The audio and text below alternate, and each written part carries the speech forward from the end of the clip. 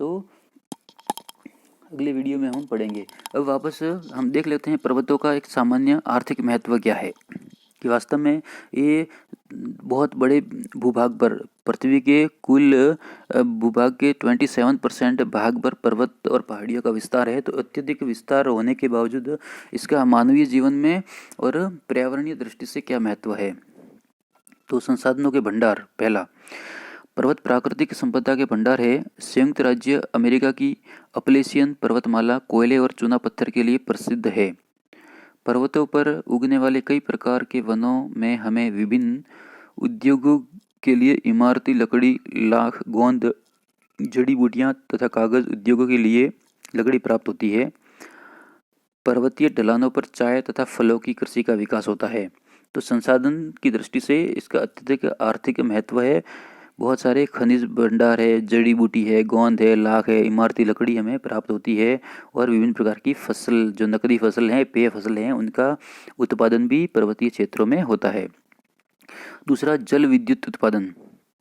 पर्वतीय प्रदेशों में बहने वाली नदियों के जल प्रपातों द्वारा जल विद्युत उत्पन्न की जाती है। कोयले की कमी वाले पर्वतीय देशों जैसे जापान, इटली और स्विट्जरलैंड में जल विद्युत का बहुत महत्व है। यानी पर्वतीय क्षेत्रों में चूंकि नदी के उद्गम केंद्र होते हैं, विभिन्न प्रकार की छोटी बड़ी सहायक उपसहायक नदियां सम्मिलित होकर अब एक मुख्य मार्ग से बहती हैं और उस मुख्य मार्ग पर बांध बनाकर हम जल विद्युत का बड़े पैमाने पर उत्पादन कर सकते हैं। और वास्तव में जल विद्युत या विद्युत, जिसको हम ऊर्जा भी कहते हैं, हमारे आर्थिक विकास की रीढ़ मानी जाती है।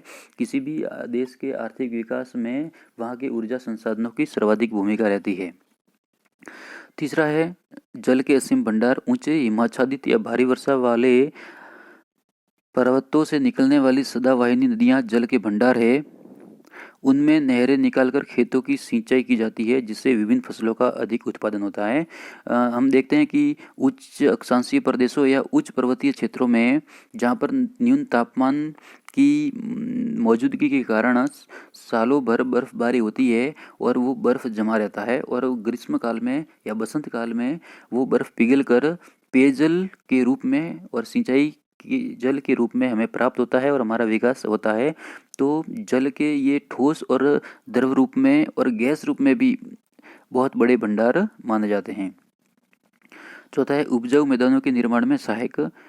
चूंकि ऊंचे पर्वतों से निकलने वाली नदियां कटाव द्वारा, अपरदन द्वारा मिट्टी बहाकर निचली घाटियों में जमा करती है, जिससे उपजाऊ मैदानों का निर्माण होता है। उत्तरी भारत का विशाल मैदान गंगा, सतलज और ब्रह्मपुत्र नदियों की ही देन है। तो ऊंचे पर्वतियों से निकलने वाली विभिन्न प्रकार की जो नदियां हैं, अपरदन के माध्यम से विभिन्न प्रकार की जो पोषक तत्व हैं वो घुलाकर उस निचले घाटी वाले मैदानी भागों में विस्तार देती है और वो उपजाऊ जलोढ़ मिट्टी का निर्माण करती है। पांचवा है राजनीतिक सीमाएं। पर्वत दो देशों के बीच राजनीतिक सीमाएं निर्धारित करते हैं तथा कुछ हद तक आपसी आक्रमण से भी बचाते हैं। हिमालय पर्वतमाला भारत और चीन के बीच राजनीतिक सीमा बनाए हुए हैं। तो पर्वतों के द्वारा बहुत सारे देशों के, खास करके यूरोपीय देशों में और एशियाई देशों में, मध्य एशियाई देशों में पर्वतों के द्वारा ही राजनीतिक प्राकृतिक सीमाओं का निर्धारण होता है और बाह्य आक्रमण से भी ये हमारी काफ़ी हद तक रक्षा करते हैं। जलवायु का प्रभाव। पर्वतों पर नीचे तापमान पाए जाते हैं। पर्वत दो प्रदेशों के बीच की जलवायु विभाजक का कार्य करता है। उदाहरण के लिए हिमालय पर्वतमाला मध्य एशिया से आने वाली अति शीत पवनों को भारत में आने से रोकती है। वही दूसरी ओर दक्षिणी पश्चिमी मानसूनी पवनों को रोककर उन्हें दक्षिणी ढलानों पर वर्षा कराने को बाध्य करती है। तो वास्तव में बहुत ऊंचे और सतत श्रृंखला युक्त पर्वत किसी क्षेत्र की जलवायु का निर्धारण करते हैं और दो पड़ोसी क्षेत्रों के बीच जलवायु में भिन्नता भी उत्पन्न करते हैं। हम राजस्थान की बात करें तो आप देखेंगे राजस्थान में जो अरावली पर्वतमाला है, जो दक्षिण पश्चिम से उत्तर पूर्व की ओर सतत रूप से विस्तृत है, और ये राजस्थान के पूर्वी और पश्चिम में दो भिन्न जलवायु प्रदेशों को निर्धारित करती है। पूर्व की ओर जहाँ उपाद्र प्रकार की जलवायु पाई जाती है, वहीं पश्चिम में शुष्क अर्ध शुष्क प्रकार की जलवायु पाई जाती है। इसी प्रकार हम देखेंगे कि हिमालय पर्वतमाला के उत्तर से आने वाली जो साइबेरियन शीतकालीन जो ठंडी हवा है, उससे हमारी ये रक्षा करता है हिमालय पर्वत। ठीक इसी प्रकार जो हिंद महासागर से दक्षिणी पश्चिमी मानसून के रूप में जो आर्द्र पवनें आती है जल लाकर, उन पवनों को रोक कर भारत की मुख्य भूमि में उत्तरी उत्तर के महान मैदान में सर्वाधिक वर्षा कराने के लिए भी ये पर्वत बाध्य करते हैं। तो जलवायु की दृष्टि से बहुत बड़ा महत्व है। फिर पर्यटन केंद्र, प्राकृतिक सौंदर्य के केंद्र तथा स्वास्थ्यवर्धक स्थान होने के कारण बहुत से पर्वतीय स्थल पर्यटक केंद्रों के रूप में भी विकसित हो जाते हैं। ऐसे स्थानों पर पर्यटन एवं होटल व्यवसाय विकसित होते हैं। भारत में जैसे शिमला, नैनीताल, मसूरी, श्रीनगर पर्वतीय नगरों के उदाहरण हैं। ये सारी दुनिया के सैलानियों को आकर्षित करते हैं। तो उच्च पर्वतीय जो दुर्गम क्षेत्र हैं, जो जलवायु दृष्टि से काफ़ी शीत और शीतोष्ण प्रकार के हैं, वहाँ जो हिल स्टेशन है, पर्यटन केंद्र अच्छी तरह से विकसित होते हैं और उन्हीं पर्यटन केंद्रों के माध्यम से रोजगार और हमारी संस्कृति का आदान प्रदान भी होता है।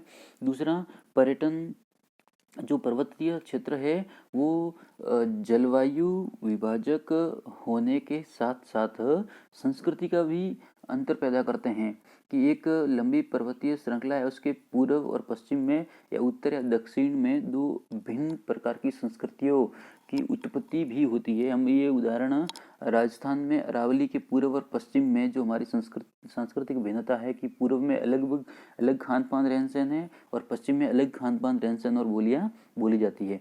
तो कुल मिला के इस पृथ्वी पर विभिन्न महाद्वीपों में अलग अलग जो 7 महाद्वीपों में उनमें विभिन्न प्रकार के अलग अलग निर्माण से उत्पन्न जो पर्वतीय स्थलाकृतियाँ हैं, उनका आर्थिक, सामाजिक, राजनीतिक और धार्मिक महत्व भी हम कह सकते हैं। क्योंकि आप देखेंगे धार्मिक दृष्टि से जो प्राचीन मंदिर है और जो तपस्या के जो स्थल रहे हैं, वो सारे के सारे आपको मिलेंगे कहाँ मिलेंगे? पर्वतीय उच्च क्षेत्रों में ही मिलेंगे। तो हमारे विकास की दृष्टि से, आर्थिक विकास की दृष्टि से और पर्यावरणीय महत्व की दृष्टि से पर्वतों का अत्यधिक महत्व होता है।